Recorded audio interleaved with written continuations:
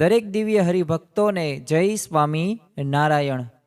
ગુણાતીતાનંદ સ્વામી પોતાની વાતની અંદર એમ કહે છે કે દાળ રોટલા ખાઈને પણ સત્સંગીએ ભજન કરવું. તો શા માટે આવી રીતે કહ્યું? આ લોકના ફતુરની અંદર એ સત્સંગીના રોટલા, એ જગતના પદાર્થોમાંથી વૃત્તિ તો દરેકને પાછી વાળવી જ છે અને ભગવાન તરફ આગળ વધવું છે. તો એ કઈ રીતે વૃત્તિ પાછી રાખી શકાશે? તો જેવા વિવિધ મુદ્દાની વાતો આ પ્રવચનની અંદર આપણે કરવાની છે. હે નાથ મુજને મતિ શુદ્ધ દેજો, હૈયે સદા સેવક ભાવ રહેજો. છો શબ્દો મારા પણ આપ આવીને કહેજો, રાજી થઈ અક્ષર ભાવ દેજો, રાજી થઈ અક્ષર ભાવ દેજો. શ્રી સ્વામિનારાયણ ભગવાનની જય. અક્ષર પુરુષોત્તમ મહારાજની જય. ગુણાતીતાનંદ સ્વામી મહારાજની જય. પ્રમુખ સ્વામી મહારાજની જય. પ્રગટ ગુરુ હરિ મહંત સ્વામી મહારાજની જય. સુરત અક્ષરધામ મહોત્સવની જય. દરેક દિવ્ય હરિભક્તોને જય સ્વામી નારાયણ.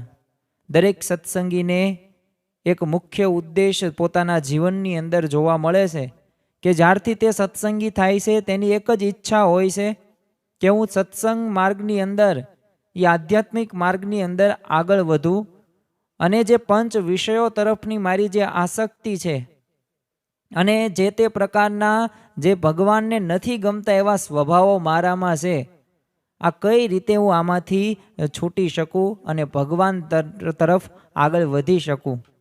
તો ખરેખર ગુણાતીતાનંદ સ્વામીએ એ પ્રકરણ 2ની અંદર ખાસ કરીને આપણને 144ની વાતની અંદર જણાવ્યું છે અને આપણા દરેક પ્રશ્નોના જવાબો તેની અંદર આપ્યા છે.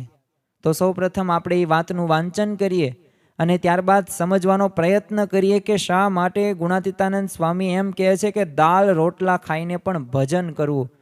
તો એટલું તો ભજનનું શું મહત્વ હશે? તો ગુણાતીતાનંદ સ્વામી આવી રીતે કહ્યું. સ્વામિનારાયણ હરે સ્વામીએ વાત કરી છે, જો રોટલા મળતા હોય તો આખો પાછો પગ જ ન ભરવો, જો ભરે તો દુઃખી થાય ને, રોટલા તો સૂતા રહે તો પણ મહારાજ સોળમાં દઈ જાય ને, નીકર દીધા હોય તે પણ લઈ જાય. માટે દાળ રોટલા ખાઈને ભજન કરી લેવું. લોકમાં ફિતુરમાં ને વ્યસન જેટલામાં તો આપણા રોટલા છે એમ જાણવું ને ડોળ ન કરવો. જો આ વાતની અંદર એક ગુણાતીતાનંદ સ્વામી એક જગતની અંદર ઘણા બધા પદાર્થો છે જેની અંદર આપણે 5 જ્ઞાનેન્દ્રિયો અને 5 કર્મેન્દ્રિયો દ્વારા અને 11મું મન દ્વારા વિવિધ ઘાટો આપણે કરીએ છીએ અને ઈચ્છાઓ રાખતા હોઈએ છીએ કે મારે આ જોવું છે, આ ખાવું છે, પીવું છે, હરવું છે, ફરવું છે, આ જોવાનું બાકી રહી ગયું. પણ આ પદાર્થોની અંદર દરેક સત્સંગીઓ છે ને સંતોષ રાખવાની વાત ગુણાતીતાનંદ સ્વામી કહે છે અને આ પદાર્થોમાંથી વૃત્તિ પાછી વાળીને આપણે ભગવાનનું એક જીવનમાં એક ભજન કરી શકીએ અને એક પ્રધાન થાયને એ વાત આપણને ગુણાતીતાનંદ સ્વામી આ વાતની અંદર સમજાવે છે. જો આમ તો જગતની તમામ પ્રવૃત્તિ છે ને આપણે દેહ અને દેહના સંબંધી માટેને જ કરીએ છીએ. સવારથી લઈને સાંજ સુધી આપણે કેટલા દેહને સાચવીએ છીએ, એનું જ લાલન પાલન કરીએ છીએ. શરીરને સ્વસ્થ રાખવાના પ્રયત્નો કરતા હોઈએ, એ મોઢાને સ્વસ્થ રાખવાના પ્રયત્નો કરતા હોઈએ, આંખોને, કાનને, હાથ, પગને, શરીરને એ આપણે સ્વસ્થ રાખવાનું અને સારું સ્વાસ્થ્ય રહે ને એના માટે કેટલાય પ્રયત્નો આજે લોકની અંદર થાય છે ને આપણે કરતા પણ હશું. પરંતુ ગુણાતીતાનંદ સ્વામી એટલે જ કહે છે કે આ તો શરીરથી તો બધું કરીએ જ છીએ, શરીરનું લાલન પાલન કરીએ છીએ, પરંતુ એ મુખ્ય ઉદ્દેશ આ મનુષ્ય દેહનો નથી. ગુણાતીતાનંદ સ્વામી એ પણ એમની વાતોની અંદર જણાવે છે કે આ લીધું ને આ લેવું છે, ને આ દીધું ને આ દેવું છે, ને આ કર્યું છે ને આ કરવાનું બાકી છે, આ ખાધ્યું ને આ ખાવાનું બાકી છે, આ જોયું ને આ જોવાનું બાકી છે. આવા તો ઘણા બધા એ વાતો ખૂટે એવી નથી. માટે એમાંથી છે ને નિવૃત્તિ પામવાની છે ને ભગવાનને ભજવાના છે. જો આપણે મનુષ્ય દેહનું આ જ સાચું એક ફળ છે કે આપણે ભગવાનનું ભજન કરીએ, ભક્તિ કરીએ, અને તો જ ભગવાન અને સંત રાજી થાય. બાકી આ બધાય દેશો હોય કે ત્યાંની જે સંપત્તિ હોય કે જ્યાંનું ફૂડ ખોરાક હોય એ કોઈ દિવસ ખૂટે તેમ છે નહીં. તમે એક ફોનની અંદર જ તે તમે યુટ્યુબ કે ઇન્સ્ટાગ્રામ કે ફેસબુક કે ટ્વિટર કે પછી સોશિયલ મીડિયા તમે જે પણ હોય એમાં ક્યારેય મનોરંજનને કંઈ ખૂટે તેમ છે જ નહીં. તમે થાકી જાઓ, તમારું બેટરી ડાઉન થઈ જાય, તમારું નેટ પૂરું થઈ જાય, પણ એ ફોનની અંદર કાંઈ વસ્તુ ખૂટે નહીં. તો જો એક સામાન્ય એક ફોન ગેજેટ જે આપણે માણસે જ બનાવ્યું છે એમાં પણ ક્યારેય કોઈ એમાં તૃપ્તિ થવાની નથી. તો આ લોકની અંદર જે આ ભોગ આપણે ભોગવીએ છીએ એ પછી ખાવાનું હોય કે હરવા ફરવાનું હોય કે કંઈક જોવાનું બાકી હોય તો તેમાં ક્યારેય આપણે તૃપ્ત થવાના નથી. જો તૃપ્તિ આપણે ભગવાન અને ભગવાન જેવા સંતમાં આપણે જોડાણ રાખવાની છે, એમાં તૃપ્ત થવાનું છે. આ લોકની અંદર કંઈક સારું જમવાનું તમને મળી ગયું હોય, બટેટા ભૂંગળા કે પાણીપુરી કે પીઝા કે બર્ગર, અને આપણને કેટલો બધો આનંદ આવે છે. પણ એવો જ આનંદ આપણે જ્યારે ભગવાનનું ભજન કરતા હોય ને ત્યારે આવતો નથી. તો જો આપણે કંઈક ખોટ આપણામાં રહી ગયેલી છે, અથવા તો આપણો કંઈક સ્વભાવ કંઈક બીજી જગ્યાએ આપણે ત્યાં પ્રેરિત કર્યો છે. ભગવાન અને સંતમાં જ્યાં જોડાણ કરવાનું છે ત્યાં થતું નથી ને એટલે જ તે આપણને પીઝા કે બર્ગરમાં જેવો આનંદ આવે છે ને એવો આમાં ભગવાન કે ભગવાનના જેવા સંતમાં આવતો નથી. ગુણાતીતાનંદ સ્વામીએ એક વખત છે ને માવા ભક્તને એક પ્રશ્ન પૂછ્યો કે આ દુનિયા રહી એ આખી દુનિયા શું કરે છે? અત્યારે આમ તો દુનિયાની વાત કરીએ ને તો 8 અબજની વસ્તી છે, 800 કરોડની. દરરોજ 1.5 થી 2.5 લાખ વ્યક્તિઓ જીવર્યાની મૃત્યુ પામે છે. પ્રાણીઓની વાત નથી થતી, બીજી યોનિની વાત જ નથી થતી, એક જ યોનિની વાત થાય છે અહીંયા મનુષ્યની. તો 1.5 થી 2.5 લાખ તો મૃત્યુ પામે છે, જન્મે પણ એટલા બધા સામે છે. તો ત્યારે આખી દુનિયા શું કરે છે? આવો પ્રશ્ન જ્યારે માવા ભાઈને પૂછ્યો ને ત્યારે માવા ભક્તો ભગવાન અને આ ગુણાતીતાનંદ સ્વામીના એટલો બધો એમને સમાગમ કરેલો, એટલે નિષ્ઠા પણ જોરદાર હતી ને સત્સંગી પણ એટલા પાકા હતા. એટલે એમને તો એક જ વાક્ય કીધું કે સ્વામી ધૂળનું ધાન અને ધાનની ધૂળ કરે છે. અને વાસ્તવિક જગતની અંદર કંઈક એવું જ થાય છે. આપણને આ મનુષ્ય દેહ આપ્યો હોય અને આનું લાલન પાલન પોષણ કરતા હોય, પણ વાસ્તવની અંદર આપણે આંતરિકી આત્મા માટે શું કરીએ છીએ? નિજાત્માનમ બ્રહ્મ રૂપમ દેહત્રિય વિલક્ષણમ. આ જ્યારે શિક્ષાપત્રીનો શ્લોક જ્યારે વાંચન કરતા હોય તો શું ખરેખર આપણને અંતરદ્રષ્ટિ થાય છે? એ આત્મવિચાર આવે છે? તો વાસ્તવમાં એ આત્મવિચાર આપણે કરી શકતા નથી. એટલે આપણે આ દેહનું કલ્યાણ કરીએ છીએ, દેહને કાંઈ ન થાય ને એના માટે આપણે લાખ પ્રયત્નો કરીએ છીએ, પરંતુ જ્યારે આત્માની વાત આવે ને ત્યારે આપણે કાંઈ કરતા નથી. તો આ જો જગતની આ બધી પ્રવૃત્તિઓમાં એ ક્યારેય અંત થવાનો જ નથી.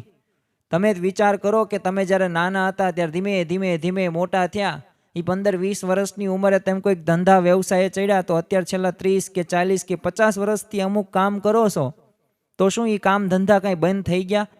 તમારું શરીર કામ આપતું બંધ થઈ ગયું, પણ એ ધંધા કે વ્યવસાય કાંઈ બંધ નથી થયા. હા, એમાં કંઈક નવી સુધારા વધારા સાથે કંઈક ટેકનોલોજી એવી રીતના પરિવર્તન થઈ ગઈ છે, પણ એ ધંધા કે વ્યવસાય કંઈ ભાંગ્યા નથી. તમે નવરા તો નથી જ થયા. એક કામ પત્યું તો બીજું કામ, બીજું તો ત્રીજું, ત્રીજું તો ચોથું. એમ જો આ ક્યારેય પ્રવૃત્તિનો અંત છે જ નહીં.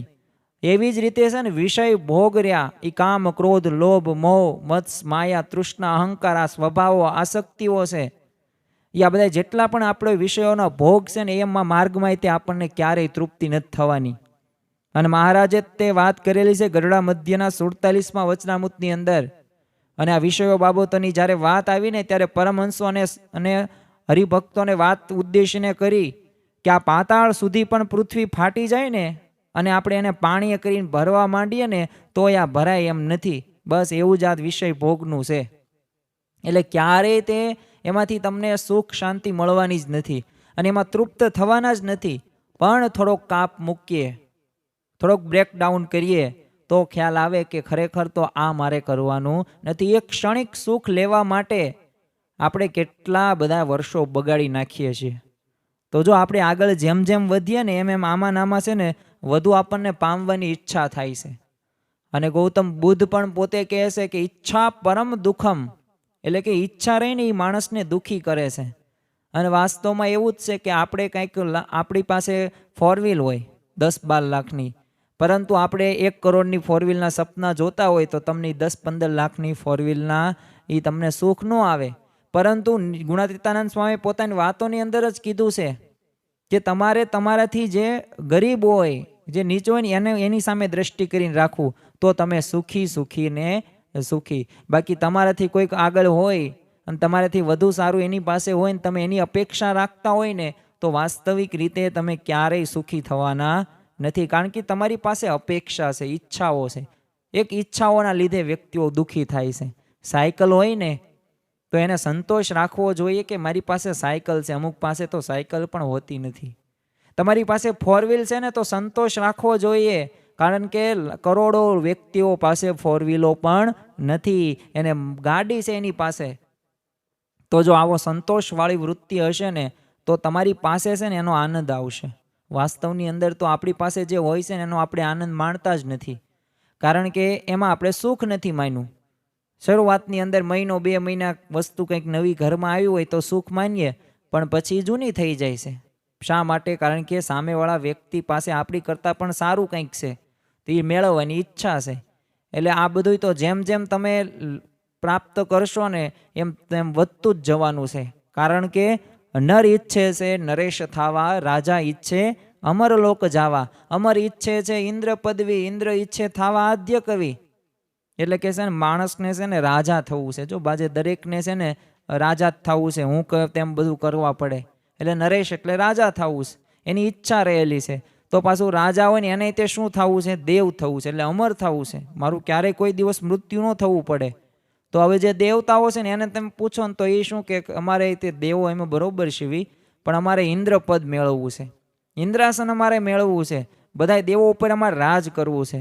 તો પાછા ઇન્દ્રને તેમ પૂછો ને તો એ શું કે બ્રહ્માંડ પદવી જોઈએ છે, એટલે કે આદ્ય કવિ થવું છે.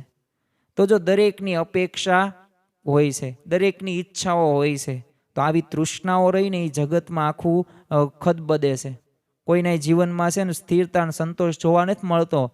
અને એટલે જ તે કોઈકે લખ્યું છે ને કે આસાનામ મનુષ્યાણામ કશ્ચિદ્યાશ્ય શૃંખલા યયા બધ્યા પ્રધાબંતી મુક્તાસ્થિષ્ઠથી પરંતુ આશા એ નામની એક સાંકળ રહીને એવી એક આશ્ચર્યકારક છે કે એનાથી જે બંધાયેલા દોરડા છે ને એ જે મુક્ત છે ને એ પગુની જેમ સ્થિર હોય છે.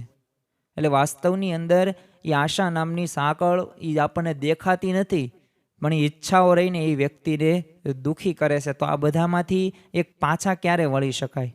પ્રશ્ન આપણે કરવો જોઈએ. તો જ્યારે છે ને એના એક અંતિમ ફળનો થોડોક વિચાર કરીએ ને તો ખ્યાલ આવે કે આમાંથી આપણે પાછું વળી શકાય છે. સચ્ચિદાનંદ સ્વામી પણ આ પ્રશ્નનો સરસ મજાનો જવાબ આ સ્વામીની વાતોની અંદર આવે છે કે છે ને દરરોજ એક તપાસ કરવો કે જે 1000 રૂપિયા મળે તો એનું ફળ શું? અરે લાખ રૂપિયા મળે તો એનું ફળ શું? અરે કરોડ રૂપિયા મળે ને તો એનું ફળ શું? કારણ કે તમારી પાસે લાખ હોય કે 1000 હોય, કરોડ હોય કે અરે 10 અબજ હોય કે બધું સંપત્તિ તમારી પાસે હોય, પણ એ રોટલાથી તમે વધારે કાંઈ ખાઈ શકતા નથી. એ લાખો કરોડો રૂપિયાનું તમે ગમે એટલી વસ્તુ ખાવાની લાવો તો એમાંથી તમે કેટલું ખાઈ શકશો? એ બસ તમારું જે લેવલ છે, તમારી જે કેપેસિટી છે ત્યાં સુધી જ ખાઈ શકવાના છો, બાકી તો એમના બધું હેઠવાડામાં જવાનું છે. એટલે એના માટે છે ને પાછા વળતા શીખવાનું છે, અને પાછા વળતા શીખવું જ પડશે તો જ તે ભગવાન તરફ આપણે આગળ વધશું. તે દેવાનંદ સ્વામી લખે છે કે મારું મારું કરીને ધન મેળવ્યું રે, તેમાં તારું નથી તલભાર, અંતકાળે સગું નહીં કોયનું રે. વાસ્તવની અંદર આપણે બધા વ્યક્તિઓ છે ને મારું મારું કરી, નાના છોકરાને તમે કોઈક વસ્તુ ટ્રોફી આપો ને 2 મિનિટ પછી કહે ને મન દે ને તો ન દે. કેમ? મારું છે. હવે આપ્યું છે જ મેં, પણ છતાં પણ એ બાળક શું કહેશે? આ તો મારું છે. તો એવું છે ને બધાય મનુષ્યો કરે છે કે જેની પાસે સંપત્તિ કે ધન, એને એવું જ લાગે છે કે હું આ બધું ઉપર લઈ જવાનું છે, અને એટલે જ તેના માટે રાત દિવસ તે એક કરે છે, પણ એમાં એક તલ માત્ર પણ તારું નથી. કારણ શું છે? કારણ કે અંતકાળે એ કાંઈ સાથે આવતું નથી. એક તમારે સોય લઈ જવી હોય ને 8 આનાની 0.25 પૈસાની, એ સોય પણ તમે ઉપર લઈ જવાના નથી. ગુણાતીતાનંદ સ્વામીએ તે પોતાની વાતની અંદર કીધું છે કે જ્યાંથી અચાનક ઉચાળા ભરવા હોય ને એ ઠેકાણે ઉદ્ધમ કરે છે, અને જ્યાંથી કોટી કલ્પે પણ ઉચાળા ન ભરવા પડે ને એના અર્થે કાંઈ ઉદ્ધમ કરતો જ નથી. આ મોટામાં મોટું અજ્ઞાન. અને આવું અજ્ઞાન જો આપણા જીવનની અંદર છે. અજ્ઞાન શું છે? અજ્ઞાન એટલે કે જે વાસ્તવિક રાઈટ ડિસિઝન, રાઈટ પાથ, એ જે કરવાનું છે, નિર્ણય લેવાનો છે, જે દિશાની અંદર જવાનું છે, એ દિશા તરફ આપણે આગળ નથી વધતા. એનું કારણ શું છે? અજ્ઞાન. અને જો અજ્ઞાને કરીને જ તે આ જીવ છે ને દુઃખી થતો જોવા મળે છે, અને એને કાંઈ ભાન રહેતું નથી સાચું શું ને ખોટું શું. હું આજે ઉદ્ધમ કરું છું તો ઉદ્ધમમાં મેં ભલે 100, 200, 1000 વીઘા જમીન ભેગી કરી નાખી, મેં ભલે ધંધા વ્યવસાય ઉદ્યોગો કરી નાખ્યા, લાખો કરોડો રૂપિયા કમાઈ નાખ્યા, પણ આ બધું કાંઈ સાથે આવવાનું નથી. પણ વાસ્તવની અંદર જ્યાં મારે મહેનત કરવાની છે, કારણ કે ત્યાં તો આપણને મોક્ષ થઈ જશે, એટલે કે આત્યંતિક કલ્યાણ થશે, તો ત્યાં એ હે ને કાંઈક ઉદ્ધમ કરતો જ નથી. આ મોટામાં મોટું અજ્ઞાન. એટલે જ તે કોઈકે લખ્યું છે ને, ખાલી આવ્યા ખાલી જાશું, સાથે શું લાવ્યા લઈ જાશું, જીવન ધન્ય રે બનાવો ભક્તિ ભાવથી, તું તો માળા રે જપી લે ઘન શ્યામની. એટલે વાસ્તવની અંદર ખાલી હાથે આવ્યા છીએ અને ખાલી હાથે આપણે પાછા જવાના છીએ. પણ જીવન આપણે એક ધન્ય ક્યાંથી બનશે? તો આ કીર્તનની અંદર આપણને કહેવામાં આવ્યું કે ધન્ય બનશે ભક્તિ ભાવથી. એ ધર્મ, જ્ઞાન, ભક્તિ અને વૈરાગ્ય સહિત આપણે ભગવાનને પામવાની જો આપણે પ્રયત્નો કરશું ને, અને પ્રામાણિક પ્રયત્નો, એમાં આપણને ભરતી અને જેમ ઓટ દરિયાની અંદર આવે એમ આપણને નિષ્ફળતા અને સફળતા પણ મળે. પણ જો એ પ્રામાણિક જો પ્રયત્ન કરવામાં આવે ને ભગવાનને પામવાનો, પણ એ ભગવાનને ક્યારે પામી શકાય? કે જ્યારે આપણે ભક્તિ એવી ભાવથી કરીએ ને, તો આપણું જીવન ધન્ય બની જશે. અને વાસ્તવની અંદર જે આપણને આજ્ઞા પાલનો કીધા હોય, ઉપાસનાની વાતો હોય, કે નિયમ ધર્મવાળું એ જે આપણને નિયમો આપ્યા હોય શિક્ષાપત્રી કે સત્સંગ દીક્ષાના ગ્રંથની અંદર, તો એ બધા નિયમો આપણા જીવનની અંદર આપણે આત્મસાત કરવાના છે. એક ખેડૂત છે ને બપોર સુધી કામ કરે અને પછી છે ને શાંતિથી વૃક્ષના છાંયડા હેઠે છે ને આરામ કરે. એટલે એક શહેરનો માણસ હતો, પોતે નોકરી ધંધો કંઈક કરતો હતો, એટલે ત્યાંથી પસાર થયો, એટલે આ ખેડૂતને સૂતેલો જોયો. એટલે સાહજિક રીતે એને જિજ્ઞાસા વૃત્તિ જાગી કે આ તો ખેતરની અંદર એને મહેનત કરવી જોઈએ અને આ સૂતો છે કેમ? એટલે તરત તે એની પાસે જાય છે આ શહેરી માણસ આ ખેડૂત પાસે, અને ખેડૂતને જગાડે છે અને કહે છે કે તું વધારે કામ કર, મહેનત કર, તો વધારે તને પૈસા મળશે. ઓલો કે હું મહેનત કરું જ છું. કે ક્યારે કરોશ? તો ઓલો ખેડૂત કે હું બપોર સુધી મહેનત કરું, બપોર પર શાંતિથી અહીંયા શું. તે ઓલો ખેડૂત કે તમે એમ કીધું કે વધારે મહેનત કરો એટલે આખો દિવસ હું કરું, તો એ વધારે રળવાય મને શું થાય? તે ઓલો શહેરી માણસ કે પોતે પૈસા અને પગારવાળો અને પૈસાનું મહત્વ એમ જીવનમાં બહુ વધારે હતું, એટલે એ કહે છે ને તું વધારે મહેનત કરીને તો તને વધારે પૈસા મળે. તો ઓલો ખેડૂત કે તો પછી શું થાય વધારે પૈસા મળે તો? ઓલો શહેરી માણસ કે નિરાતે ઊંઘ આવી જાય અને શાંતિ થઈ જાય. ઓલો ખેડૂત આ સાંભળીને કે આટલી મહેનત મજૂરી કર્યા પછી જો શાંતિથી ઊંઘવાનું હોય તો તે હું અત્યારે જ કરું છું, એટલે મારે એવી કાંઈ ઉદ્ધમ મહેનત વધારે પડતું કરવાની જરૂર છે નહીં. આવા ખેડૂત જેવી આપણે સમજણ આપણા જીવનની અંદર હોય ને, તો એ ભગવાનના માર્ગમાં આપણે આગળ વધી શકીએ. અને ખરેખર આ ધંધામાંથી જો ધંધો, વ્યવસાય કે નોકરી કે રોજગાર તમે કરવાનું જ છે, કારણ કે એક પૈસો છે ને, નાણું, એ બહિર પ્રાણ છે, અને એના વિના કોઈ તે તમને બોલાવવાનું નથી. અને તમારું આંકતા સ્વાંકતા તો બરોબર છે, પણ તમારી જરૂરિયાત પણ સંતોષવાની નથી, કારણ કે દરેક જગ્યાએ પૈસો આવે છે. એટલે નાણું કમાવાનું ન્યા નથી, પરંતુ એમાંથી થોડીક વૃત્તિ પાછી વાળીને પણ આપણે ભગવાનનું ભજન કરવું. કારણ કે આ લોકની અંદર જો તમે ગમે એટલું પ્રાપ્ત કરો ને, અને પછી પણ એ કાયમ સાથે રહેતું નથી. આથી જીવનમાં એક મુખ્ય લક્ષ્યને આપણે ધ્યાનમાં રાખવાનું છે, અને એના માટે આપણે પ્રયત્ન કરવાના છે. નહીતર બધું મેળવ્યા પછી તે છેલ્લે કેવું થશે? પસ્તાવાનો વારો આવશે. જે કરવાનું છે એ થશે નહીં, અને બીજા બધાએ ટાઈમમાં કરશો, ટાઈમ બગાડશો તો એનાથી કાંઈ આગળ વધવાના નથી. વિશ્વવિખ્યાત એક ચિત્રકાર અને શિલ્પકાર માઇકલ એન્જલોનું નામ તમે સાંભળ્યું હશે. તો પોતે ખૂબ સફળતા એને મળી હતી અને સારામાં સારા ચિત્ર અને શિલ્પ એને બનાવ્યા હતા. પણ પછી જ્યારે 90 વર્ષની ઉંમરે છે ને છેલ્લે શું બોલે છે, આટલો બધો પોતે સફળ છે, એની પાસે આટલી બધી કળા આવડત હતી, અને ત્યારે એ છેલ્લે પસ્તાવા સાથે કહે છે કે I regret that I have not done enough for my salvation of my soul. એટલે મને પસ્તાવો થાય છે કે આ મારા આત્માના કલ્યાણ માટે મેં પૂરતું કામ નથી કર્યું. તો જો આટલા બધા ફેમસ સફળ થવા છતાં પણ એના છેલ્લા જિંદગીના ઉદ્ગારો કેવા છે.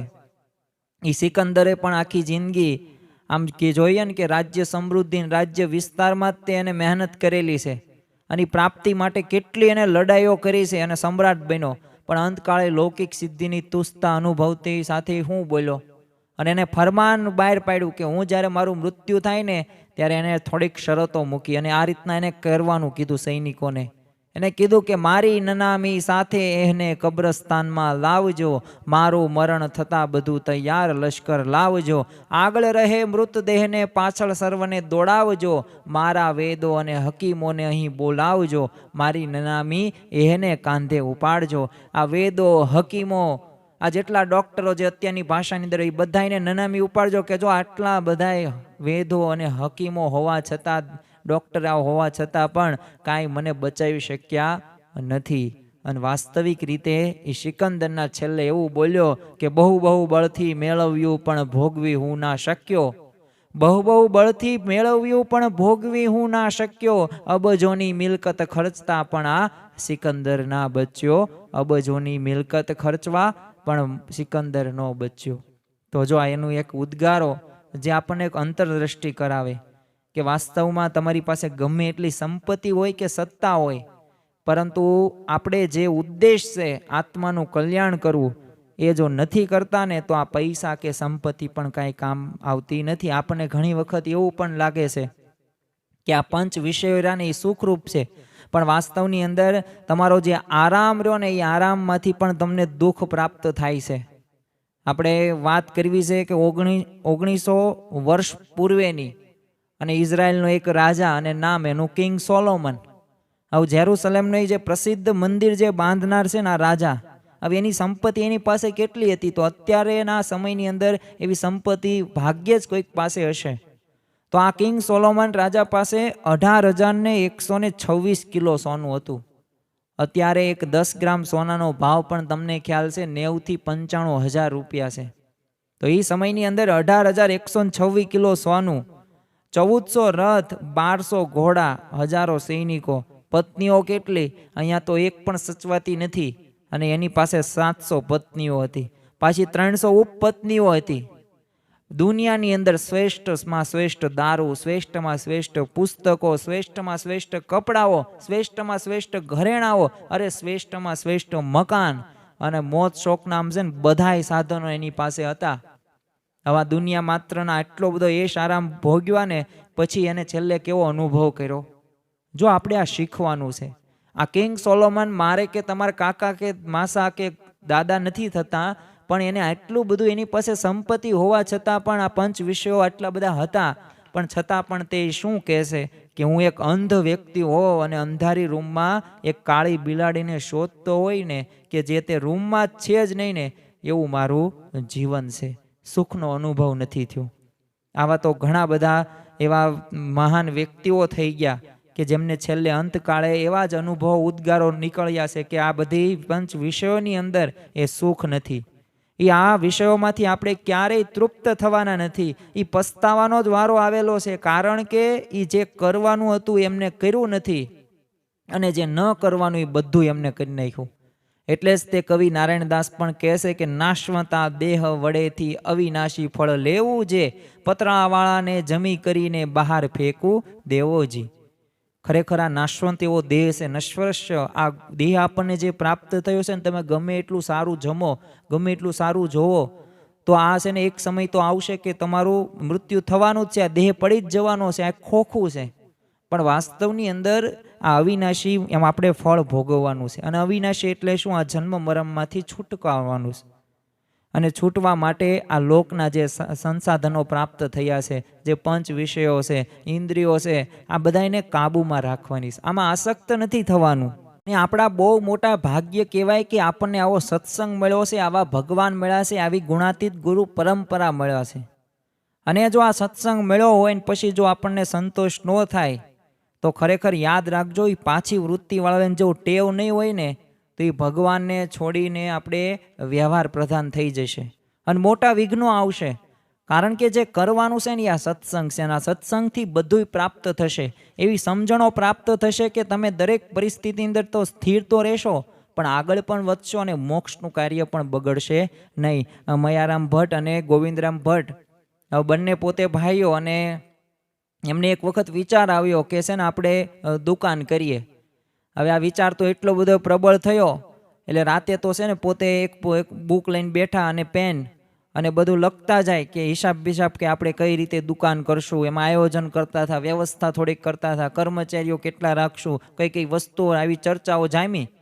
તો સવાર કુકડો બોલ્યો ત્યાં સુધી આ ચર્ચાઓ ચાલી. એટલે બંને છે ને પોતે વિચાર્યું, સત્સંગી હતા, અને પાછી થોડીક અંતરદ્રષ્ટિ કરી કે હજી દુકાન શરૂ નથી કરી અને આખી રાતની ઊંઘ પણ ગઈ તો આ ભવિષ્યમાં જો શું થશે. એટલે એમણે પાણી લઈ લીધું કે હવે આપણે કાંઈ દુકાન કરવાની થતી નથી. એટલે એ વિચાર પછી માંડી વાળ્યો અને જે યજમાન વૃત્તિ હતી ને એ જ ચાલુ રાખી. તો જો આ એક વ્યવહાર જો આપણે પ્રધાન થઈ જશે ને તો સત્સંગ આપણે થશે નહીં. જો આમને અંતરદ્રષ્ટિ કરી મયારામ ભટ્ટે અને ગોવિંદરામ ભટ્ટે, તો જો દુકાન કરવાનો એ જે વિચાર હતો ને એ માંડી વાળ્યો. એમને ખ્યાલ આવી ગયો કે આપણે તો ભગવાન સંબંધિત ક્રિયાઓ કરવાની છે. જો આમાં પડશું ને તો આમાં તો સમય જ બગડશે. વસોના વાઘજીભાઈને તે પિતાશ્રી તુલસીભાઈ, હવે ગુણાતીતાનંદ સ્વામી છે ને વસો બોલાવ્યા અને શું કીધું, 2-3 નહીં, તમે 4-5 દિવસ રહ્યો અને આ છે ને મારા દીકરા જે વાઘજી છે ને એના જેવું મને ટાઢું કરી દો. એને જેમ અંતરની અંદર શાંતિ રહેશે અને આમ યોગીજી મહારાજ કે ને આનંદના ફુવારા છૂટે, તો આ વાઘજીભાઈને થતું એવું હતું. કારણ કે એટલા સમાગમ એમને કરેલો ગુણાતીતાનંદ સ્વામીનો. પરંતુ થાય કેવું, ગુણાતીતાનંદ સ્વામી વાતો કરે અને આમને તો પોતે દુકાનમાં એવી વૃત્તિ જામે એટલે તરત તે સભામાં બેસે નહીં, દુકાને જ વહી જાય. એટલે ધંધા કરવાના દિવસમાં ઘણા વખત વિચાર કરે. એટલે ગુણાતીતાનંદ સ્વામીની વાતો ન સાંભળે. પણ જ્યારે પછી ગુણાતીતાનંદ સ્વામી આરામમાં જાય ને ત્યારે આવે અને પાછી એને વાત કરે કે છે ને મને ટાઢું કરો ને, મને આ મારા દીકરા વાઘજી જેવું ટાઢું કરો ને. આવું 2-4 દિવસ સુધી ચાલ્યું. પછી તો ગુણાતીતાનંદ સ્વામી એમને કીધું કે આ રીતે ટાઢું ન થાય, આ બધું તમે છોડીને સમય કાઢીને તમે જુનાગઢ સમાગમ કરવા આવો તો તમારે આ વાત રહી ને બધી અંદર ઉતરે અને તો ટાઢું થાય. એમનામ તમે ધંધો વ્યવસાય વેપાર કરતા રહો તો એમ કંઈ ટાઢું થાય નહીં. તો જો વાસ્તવની અંદર સમાગમ કરવો પડશે. કારણ કે નિત્ય સમાગમ કરશું ને તો જ તે આપણા જીવનની અંદર એવા શબ્દો આવશે અંતરની અંદર, એવી પ્રેરણા જાગશે અને ભગવાન આપણો સાથ આપશે. અને જો વધુ સંપત્તિ મળે ને તોય પણ ભજનમાં એક વિઘ્ન રૂપ છે. ગુણાતીતાનંદ સ્વામીએ જ તેમની વાતની અંદર કીધું છે કે રૂપવાન સ્ત્રી, જાજુ દ્રવ્ય, સારી મેળી મળે તો સત્સંગીને પણ માયાનું બંધન થાય. કેમ છે, એમાંથી જીવ નીકળે નહીં, માટે એ તો જેવું તેવું સાધારણ મળે એ જ સારું. જ્યારે આપણી અપેક્ષા કેવી હોય કે મને સારામાં સારી એવી સ્ત્રી, મારે એમની સાથે લગ્ન થાય, યુવતી મને મળે.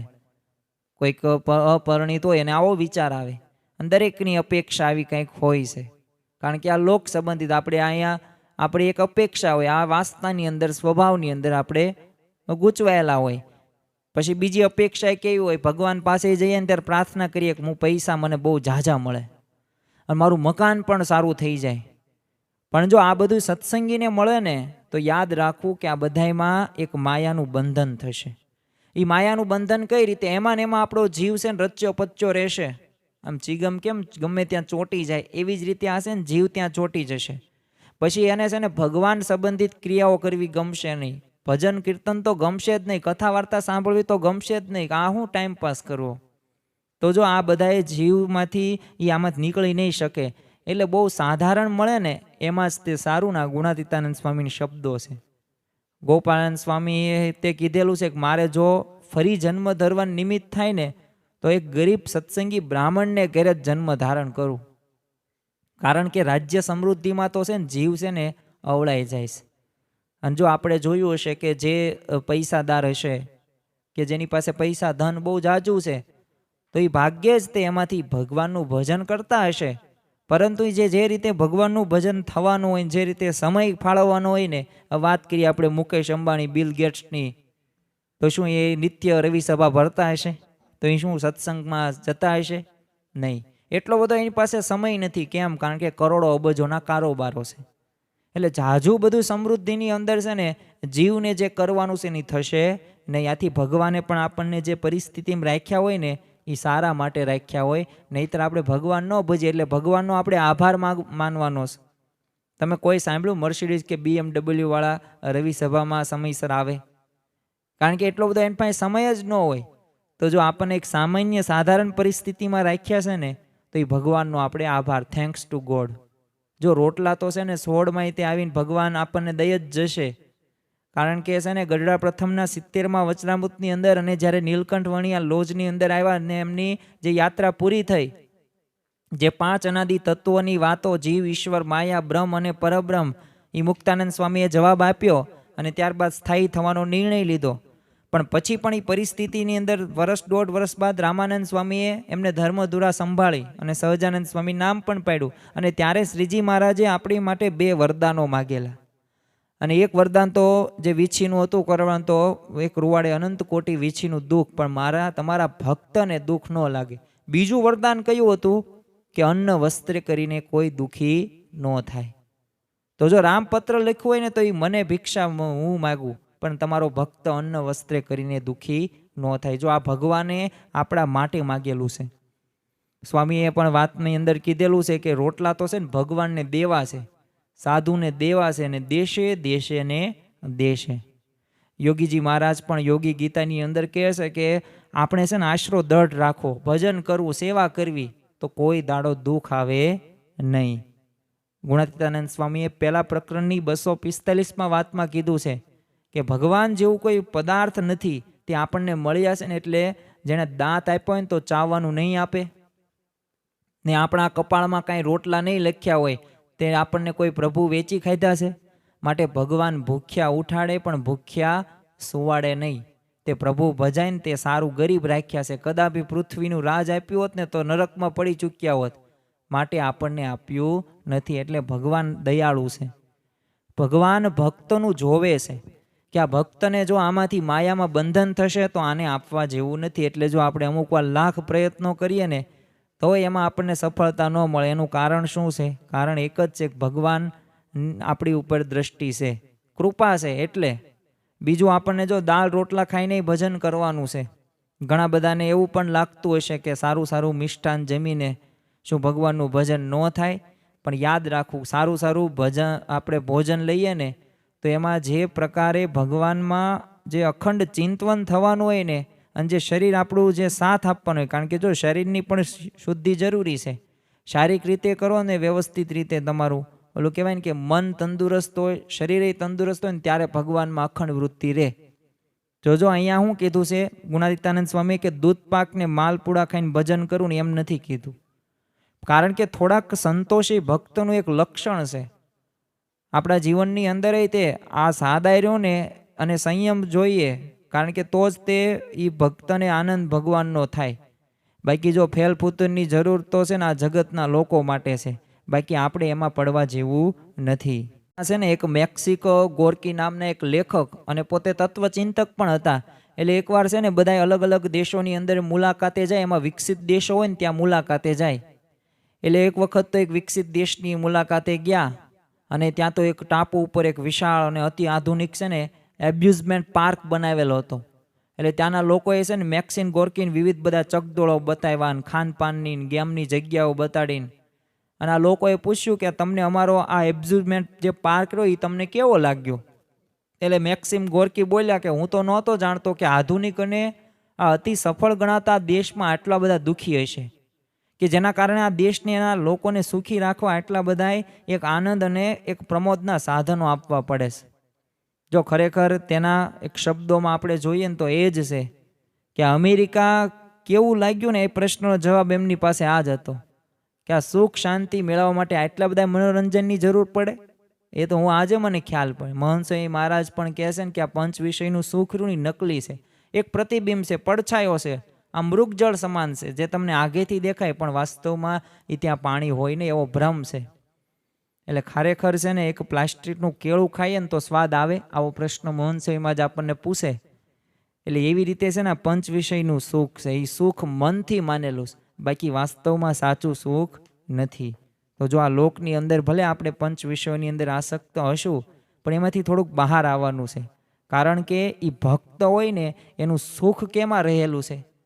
તો એને શું પૈસા મળે, ધન મળે, સ્ત્રીની અંદર કામ, ક્રોધ, લોભ આવા સ્વભાવ, એમાં સુખ મળે નહીં. સાચો જે ભક્ત હોય ને એને સુખ તો ભગવાનની એક મૂર્તિનું જ હોય છે. એટલે આપણે ભગવાન આગળ શું માગવાનું છે? અને પ્રેમાનંદ સ્વામી પણ લખે છે ને કે તમારી મૂર્તિ વિના મારા નાથ રે, બીજું મને આપશો માં, હું તો એ જ માગું છું જોડી હાથ રે, બીજું મને આપશો માં. શું પ્રેમાનંદ સ્વામી આપણને કહે છે કે તમારી મૂર્તિ વિના મને બીજું કંઈ આપતા નહીં. તો આ ભગવાનને એક સાચો ભક્ત હોય ને આ પ્રાર્થના કરે છે. જ્યારે આપણો વિચાર કરીએ ને ત્યારે આપણી પ્રાર્થના આવી હોતી નથી. કારણ કે જો આ લોકના જે ફતુર્યા ને એટલા આપણા સત્સંગીના રોટલા પણ હોય થઈ જાય છે. કારણ કે જગતમાં જેટલા પણ તમે ખોટા ફેલ ફતુરો એમાં કરોડો રૂપિયા ખર્ચાય છે. પણ જો સત્સંગીને આવા મોસલ ઘણા બધા ઉઠી જાય એટલે ખોટા ખર્ચી બંધ થઈ જાય છે. કારણ કે જો જે સત્સંગી હોય એ પાન, માવા, ગુટકા કે દારૂ કે આવા વ્યસનમાંથી પોતે નથી, એને કોઈ પણ પ્રકારના પિક્ચર કે મૂવી કે એવામાં પણ એમાં ટાઈમ બગાડતો નથી. ટાઈમ તો નથી પણ એનો પૈસો પણ બચી જાય છે. કારણ કે કુસંગીના ફેલમાં સત્સંગીના રોટલા. સત્સંગમાં થયા પછી તમે જો બીડીન, તમાકુ, દારૂ, બહારની ખાણીપીણી, એ ફરવા જવું, સિનેમા, બીજા આ જેટલો બધો ત્યાગ કરી નાખે છે એમાંથી પૈસા જે બચે ને એમાંથી સમૃદ્ધ થઈ જાય છે. એટલે આ બધામાંથી આપણે સંતોષ પામીને ગુણાતીતાનંદ સ્વામી કહે છે કે આ દાળ રોટલા ખાઈને ભજન કરવાનું છે. એ દૂધ પાક જો માલપુઆ ખાઈને ભજન કરવું ને એમ નથી કીધું. કારણ કે એમાં તો કાંઈ આરો આવે એમ છે જ નહીં, એની કંઈ પરાકાષ્ઠા છે જ નહીં. તો તમે જેટલું ભોગવો, જેટલું સારું સારું જમો ને એટલું નવું નવું તમને વિચાર આવે. એટલે આપણા જીવનમાં થોડુંક કરકસરને સ્થાન આપવાનું છે. અને પ્રમુખ સ્વામી મહારાજનું તમે વાત જોવો તો એમને કેટલું કરકસરયુક્ત એમનું જીવન હતું. મહંત સ્વામી મહારાજનું પણ કરકસરયુક્ત જીવન. પ્રમુખ સ્વામી મહારાજના હાથમાંથી છે ને દાંત ખોતરો એમ સળી એકદમ પડી ગઈ ને તો એની એ શોધવા માટે પોતે નવી ન વાપરી, પણ એ જ્યાં સુધી જડી નહીં ને ત્યાં સુધી તેઓ બેઠા નહીં શાંતિ. તો જડી પછી એ વાપરી, નવી ન લીધી. એક સામાન્ય એક 0.20 કે 0.30 રૂપિયાની કિંમતની એક સામાન્ય એવી સળી, પણ એમાં પણ જો એમને કરકસર કરેલી. ચશ્માના કાચ છે ને બદલવાના હતા ને ત્યારે એક હરિભક્તે નવી ફ્રેમ લઈને આવ્યા હતા. ત્યારે પ્રમુખ સાહેબ એટલું જ કીધું કે આ મારે કાચમાં જ જોવાનું છે, ફ્રેમમાં જ જોવાનું છે. તો એમને નવી ફ્રેમ નહોત સ્વીકારી. સારંગપુર ફૂલદોલમાં જ્યારે ઉત્સવ હતો ને ત્યારે તે ભક્તોની એક શ્રીજી મહારાજે કરેલી પ્રાર્થનામાં આ જ એક ભાવ હતો, જે આપણને ભક્ત ચિંતામણીના પ્રકરણ 64ની અંદર જોવા મળે છે. અને ત્યારે ભક્તો ભગવાન આગળ શું માગે છે? પણ આ માગવાનું છે. અને એ ભક્તો ભગવાનને કહે છે કે કેદી દેશોમાં સંસારી સુખ, દેશોમાં પ્રભુ વાસ વિમુખ, દેશોમાં પ્રભુ જગત મોટાઈ, મદ મત્સર ઈર્ષા કાઈ, દેશોમાં દેહ સુખ સંયોગ, દેશોમાં હરિજનનો વિયોગ. શું કહે છે અહીંયા ભક્તો ભગવાનને કે કોઈ દિવસ અમને સંસારી સુખ ન આપતા, અને વિમુખ થઈ જાય એવા ભક્તો પણ અમે એમની કોઈ એવા વ્યક્તિઓ અમનો સંગ ન થાય. અને જે મદ મત્સર ઈર્ષ્યા, જે કામ ક્રોધ લોભ મોહ મત્સ માયા તૃષ્ણા અહંકાર આ સ્વભાવ હોય કે આસક્તિ હોય, પંચ વિષયો હોય, ઇન્દ્રિયો સંબંધિત જે સુખ હોય એ કોઈ દિવસ અમને આપતા નહીં. અને એવો સંયોગ પણ એવું સુખ અમને ભૂલમાં પણ ન આપતા. અને વિયોગ પણ ભગવાનનો ન થવો પડે. ભગવાનનો કાયમ અમે સંયોગ રાખીએ, સમાગમ રાખીએ. આવું જો માગે છે ભક્તો, તો જો આ ભક્તોને માગતા આવડું કહેવાય. એમ આપણા જીવનની અંદર તે કોઈકની પરિસ્થિતિ હશે સારી ખરાબ, અમુક ઉચ્ચ વર્ગમાં પણ આવતા હશે, અમુક મધ્યમ હશે, અમુક સાવ નિમ્ન વર્ગમાં પણ આવતા હશે. તેમની પાસે સંપત્તિ હશે, સાધન સંપત્તિ બધું અલગ અલગ છે, જીવન ધોરણ પણ કંઈક વધતા ઓછા પ્રમાણમાં અલગ અલગ જોવા મળશે, પરંતુ મુખ્ય ઉદ્દેશ આ મનુષ્ય દેહનો શું છે કે ભલે દાળ રોટલા તમને મળે, આ ખાઈને પણ એક ભગવાનનું ભજન કરવું. અને જો ભગવાનનું ભજન થશે ને એ જ સાચું છે. વાસ્તવની અંદર આ વાતની અંદર એ જ આપણને ગુણાતીતાનંદ સ્વામી સમજાવે છે કે આપણા જીવનની અંદર છે ને એક એક ધ્યેય, એક ઉદ્દેશ, એક સંકલ્પ રાખવાનો છે કે આપણે તો અક્ષરધામમાં જવાનું છે.